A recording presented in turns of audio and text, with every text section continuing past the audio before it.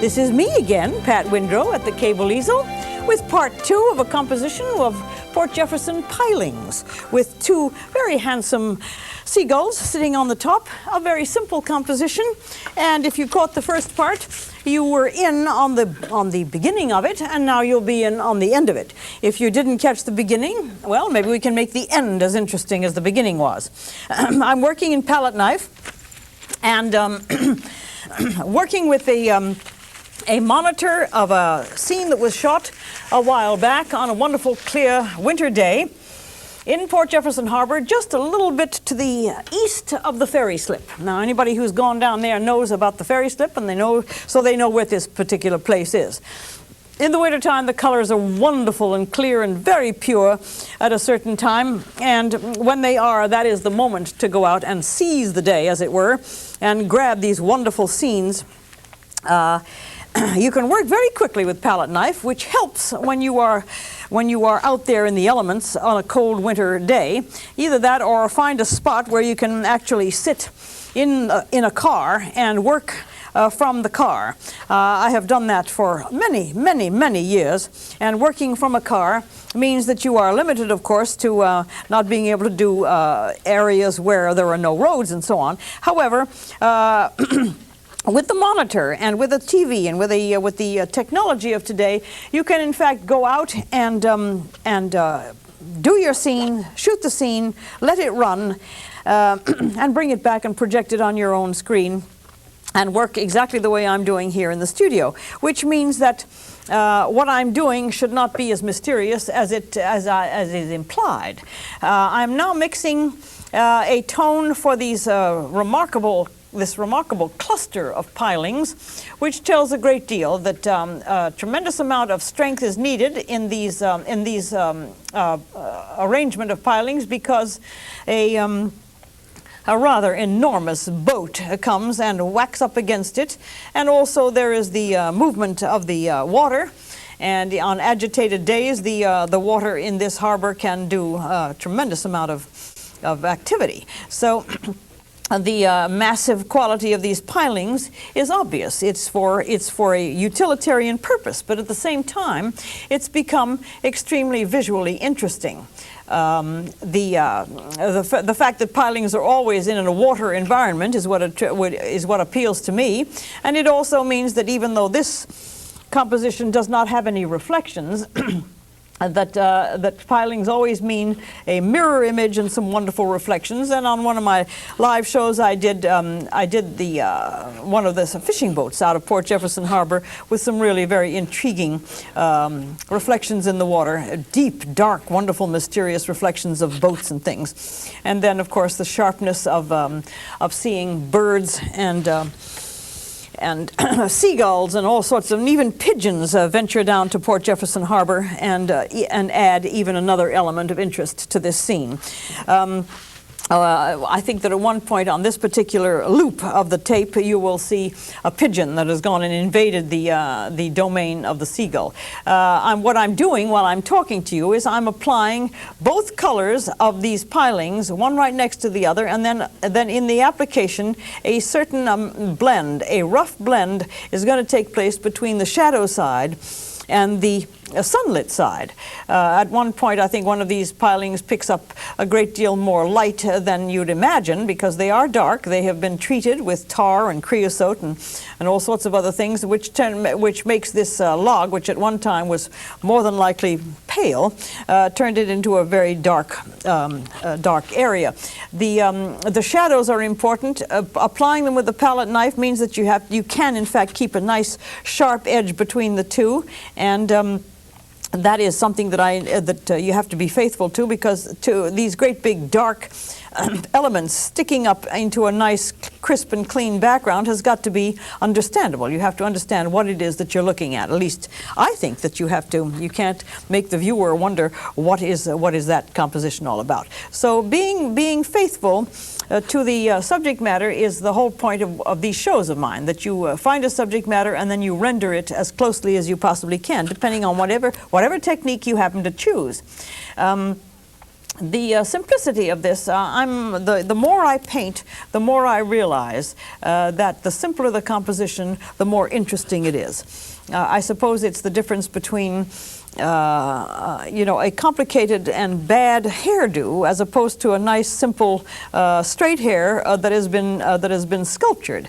So I think that I'll probably change my mind when I see something very complex in the way of a composition, but right now I'm going into a stage whereby I like them very simple, very pure, very clean, and easy to live with, because after all, one does find oneself living with these things on a daily basis. If you have a painting in the living room, you walk past it X number of times a day, and if there's something about it that's annoying or that is not really interesting, you find yourself getting very tired of it. And you should not get tired of paintings. You should get used to them, and they should become almost fixtures that you don't want to ever be without. So if you do painting for yourself, it's just a little something to keep in the back of your mind that you're going to live with this. And the same thing goes for portraits. A portrait had better be accurate, because if you're going to pass by something whereby it does not look like the subject matter, and you say, my mother never looked like that, that portrait is got too many things wrong with it, then you really don't want to live with that stuff. So, being a reporter of all of these objects, I think, is vital, and that's why working from life is not only more interesting, but it's also easier, in my opinion, because the information is all there, right out there for you to interpret, for you to translate from the third dimension to the second dimension, which is this flat plane that I'm working with right here. Paying attention to the textures, of course, is the thing that interests me. The wonderful smooth quality of the sky, as opposed to the very aggressive and bold textures of these pilings, I suppose, are the things that interest me. At one point, pretty soon, the pilings are going to become so enveloped in shadow that there will be no differentiation between the numbers of them. The shadows are going to gobble up most of this right-hand side of these pilings, except for where the sun is going to be hitting one of them that seems to be protruding a little bit further than the other one. All of these things are observations that have to be made as you're working with them. I believe that sun is going to be hitting a little triangle of light right here, and I'm going to leave that open. Observation, that's what I'm after. Observation and observe and being able to decipher what you see, which many times is extremely complicated. To understand all of these elements and these forms is what makes painting probably a little intimidating to people, but it also is the challenge. Is how do you translate all this into something comprehensive? Here's another piling that's sticking out with a little bit of sun hitting that one, and see whether or not I can pull this off. But back here, it is now almost totally consumed in darkness, and of course here is my canvas is now behaving as it would out of doors, misbehaving, because the wind does pick things up, and when you are a landscape painter out of doors, you learn to deal with the tricks of the elements. So here is the very deep side of it. Makes it nice and dramatic, but up here one of the pilings has got a shadow on it, telling you the time of day in a way. If you know that, if you realize that shadows are the most important parts to tell you the time of day of any object, this one that is curling around here will tell you something about the day. It's morning. It is not, the shadow is already high. It's still too high for it to be anything else but morning. And I always like to sort of point these things out. It makes me look extremely smart as far as weather is concerned, but also as far as time is concerned. But when you're out there, you are aware of these elements. Here is this nice dark one that is sticking up here with a nice sharp edge to it, and protruding up into the sky, making for the design becoming more and more interesting as you go along. And as I have this darkness on my knife right now, I'm going to put the shadow side of the one that is sticking up that I've mentioned earlier in the first part of this program, part 1. I don't know what this one in the center for, but it might be the anchoring post for the entire structure. This is a structure, by the way, and on the live show, not far from here, is a remarkable new piece of sculpture in Port Jefferson Harbor, which is a 4-story high heron made by a sculptor that lives on Long Island, and it's a remarkable piece. So if you want to go and check out my pilings, please feel free to do so, but also check out the heron, which is just slightly to the right of this set of pilings. So Port Jefferson Harbor is a wonderful tourist place, of course, and it's got a lot going for it, and I would say that anybody who is not familiar with Port Jefferson to certainly go and become familiar, because it's one of the treasures of this island that we live on. Here's this not brilliantly lit, but slightly lit piling in the back here with that telltale shadow of what time it is. And down here is this piling that's catching some light, because it apparently curls a little bit and sticks out from the others. The tourist attractions that are here in Port Jefferson are certainly not the malls, and certainly not just the beaches, but they are the villages and the towns that flank the north and south shore of the island. The middle of the island has become something of a problem aesthetically to me. There's a lot of there's a lot of inattention in the aesthetics of the middle of the island, unfortunately, and I would love to see some kind of a movement take place to reclaim and preserve Lake Ronkonkoma, which is an absolutely wonderful body of water, but I'm afraid that it needs some tender loving care at this point. By the people who do the planning.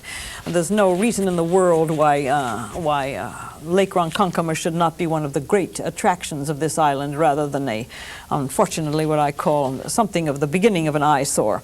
I have to also sort of be careful before I insult places, because people do love their homes, they love their sense of place, but they also know when something has gone wrong and that something could be done to make it better.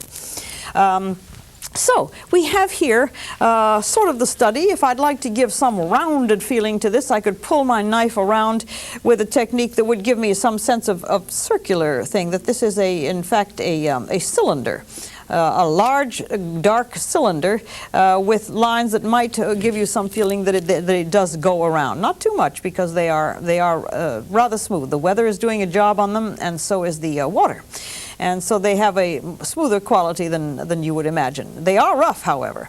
But the gulls love them. The gulls sit on them, the gulls eat on them, and all in all, they give a wonderful atmosphere.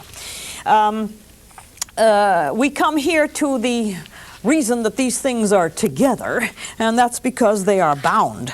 Apparently, this is cable. It's multi-twisted, braided cable that goes around these things, and the first thing that I would do to do that is to put the pale color so that the separation of the cables can be done with dark color. Just for your watching information, this is the way I figure it, and I think that it probably works as well as any. I certainly am not going to paint them individually. They're not individually regarded here. They are extremely one body. These things are cables that are holding together this enormously, probably very, very heavy set of pilings. And they go around, therefore they do have a shadow. as they go around the structure, their shadow tells you that this is a circle. So here is just another example of how you find out the structure of things when you go to paint them. In a very short time, and I think that the timing of this is proving to be pretty interesting, that I'm able to do as complex a piece of as this is. Even though the composition is simple, you have to try to really make it understandable, and I'm apparently meeting the deadline. I really don't like to start on things and not finish them. I'm finishing a little touch in here of a piling that I had forgotten, and there it is peeking up through here. I should have probably counted these if it's possible, but I didn't. But I suppose that with these many visible, 1, 2, 3, 4, 5, 6, that means that there's a possibility that there are probably 12 of them going around, with the one in the middle and many others in the middle. So it looks like it's possible that there are 15 to 18 of these enormous pilings. Okay, I'm going to take a slight break because I need to find me some more white, but I'll be back very shortly, so don't go too far.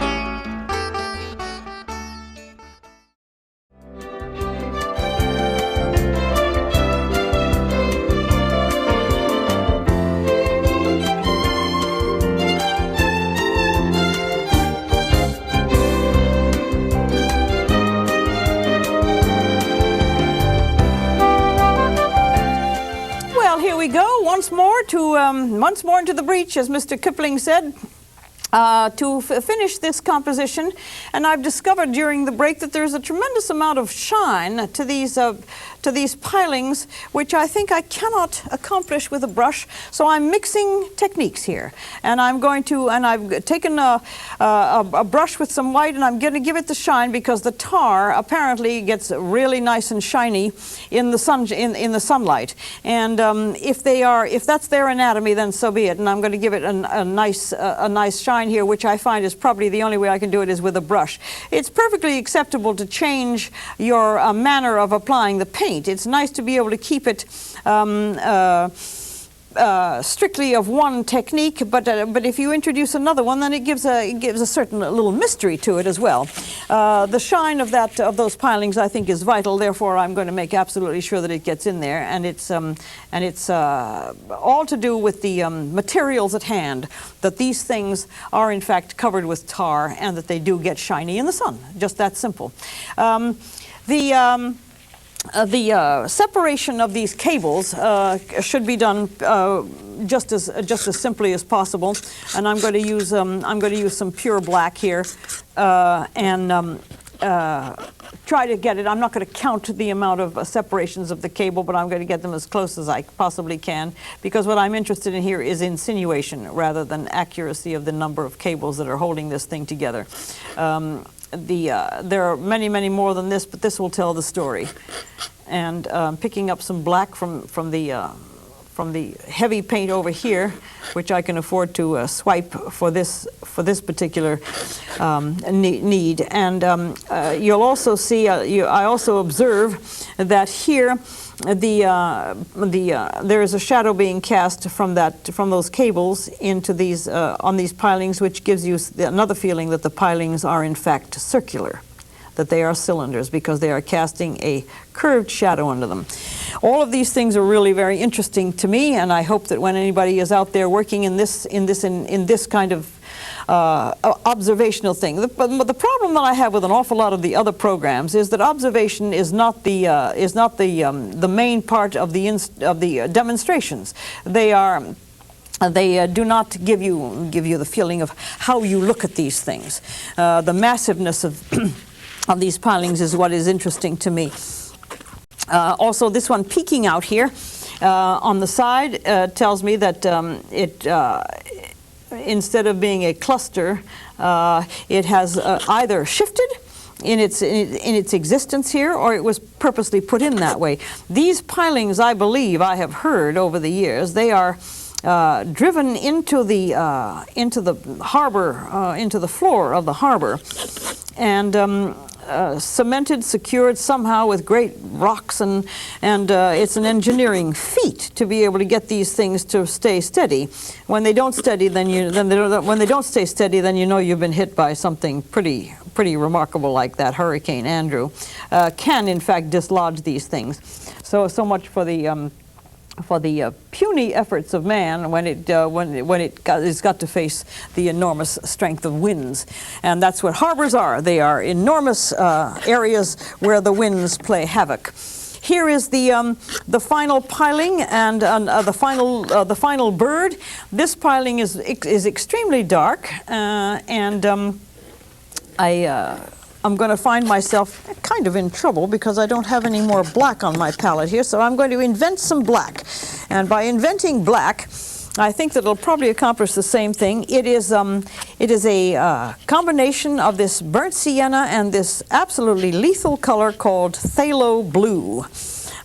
It will give me the darkness that I need, and when you're out there and you run out of color, you have to be able to know how to invent some color. So the darkness of this, I think, is going to probably be it's okay. It's dark enough. The only trouble will lie is if I apply any white in it, it will have a blue cast.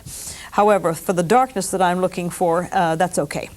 Let's see whether or not applying, and let me exactly demonstrate what I'm talking about. If I were to put some white in this, my grayness, the grayness is lost. So let me see if I can resurrect a little bit of this darkness here and give you the pale color that I need on that side of the piling. The need to substitute colors is sometimes extremely interesting. You find yourself inventing ways of creating a color. This is probably wrong. Let me see. Here we go. And I need to be able to show you the sunny side of this piling. It has a different tone than the other ones, and one would be at a loss to explain why this piling is different than the others. I'm sure that they all came from the same group that came down on that enormous barge from wherever these things are gotten. And these are the things that go through my mind when I am working and doing this kind of painting. What am I looking at, and where did it come from? So what you're being let in on is the workings of my brain when I'm painting. I'm sure that not many people are going to be foolish enough to expose the workings of their brains doing something, but I think that it also explains some of the reasons that I stop and find certain subject matters, because I'm interested in probably a little bit more than just the visuals, the purpose of these things and where they came from and who did it, which is one of the reasons that I picked that the crane out there in the harbor right to the east of the ferry slip. It is a wonderful piece. Do go and see it if you possibly can. So here is making gray is always great fun, because gray is many, many colors. Here is something that is happening in this part of the piling that I'm not sure I understand, but it is obviously something that is holding another something, and it's a sort of a pale gray, a little paler than that. And then there's a nail in it. And the nail in it is, I suppose, what interests me. So I'm going to stick the nail in it. Here, let's see if the nail can go. It sticks out here, and then you see it come out on the other side. So there's a reason for that thing, and it's the observation that I'm talking about that makes for interest on these compositions. Well, the final thing is to certainly get rid of this goof right here, which is when my palette knife hit the canvas with color on it. And then the final one, of course, is this bird. And I decided that I was going to do these birds with a brush. Pardon me. The brush is an introduction of a different method of applying the paint. But because the detail I'm interested in making sure that this bird is absolutely recognizable as what it is, I want to make sure that my detail is going to tell the story. There is a subtlety here, of course, because the sky is so pale behind this bird that the white is maybe a little bit indistinct, and so the shadow of the white is going to tell me about the form of this bird. And they have a particular pattern to them. This one is similar to the one above it, but it also has its own little personality. And they, when the wind blows and it gets cold, they sink their heads way down into their bodies to keep the heads warm. Obviously, nature has told them, don't let your brains get too cold, because then you either can't fly, or it's just, or you just die. And so the need to sink their heads way down into their chests, you can see, is happening here right now with this one. And they're sort of cute when they do that, I think. The nice, long, generous tail, which apparently allows them to do that amazing amount of glide. The long tail feathers of gulls, I have been told, is what makes them such remarkable flyers in heavy winds. And if you can fly in heavy winds by a harbor, then your equipment has got to help you do that. So let me see. Oh yes, he's still got his head tucked down into his chest here, and his beak is just sticking out slightly, and he looks like he's really wishing that spring were here, which may be what we're all wishing for. The blend of this little bird is quite subtle underneath here. They are so soft and so gray and so gentle looking. They're just wonderful little pieces, and I think that part of his head's got to get a little touch of pure white, which may not be visible against the sky, but we got to put it in anyway. Sometimes the subtlety is to the advantage of the painting. If that little streak of white is visible, then good. Otherwise, I'll enhance the back of his head with some gray. The need to get out and to observe these things, I think, is vital to anybody who wants to paint. I have to pull this away. The sky is now giving him something that he doesn't have on the back of his head. He does not have that little thing. He's got that. And then the final thing, with a signal that my time is almost up, means that I just have to give this fellow his legs. And their legs are always seem perfectly straight and separated in a most ungainly look. It's very interesting. His little head sticking down inside his chest is this is not as accurate as I would like to have it, but this is the end of the program, so I'm going to try and I would refine this. And when these things are going to be in the Art for Open Lands show again, such as we had last year, the painting of this little bird will probably be slightly refined so that it's a little bit more accurate. However, with almost no time to go, thanks for watching. I hope that this little study of what we live with around here, these simple, wonderful forms, the pilings at the harbor and the birds sitting on them in a winter breeze, is of interest to me, and I think possibly might have been interest to you. Thanks for watching. Do catch me whenever you can. I seem to be on the air a great deal, and this is a taped program, obviously. So once again, keep your brushes clean and enjoy your painting if that's what you're doing. Bye-bye.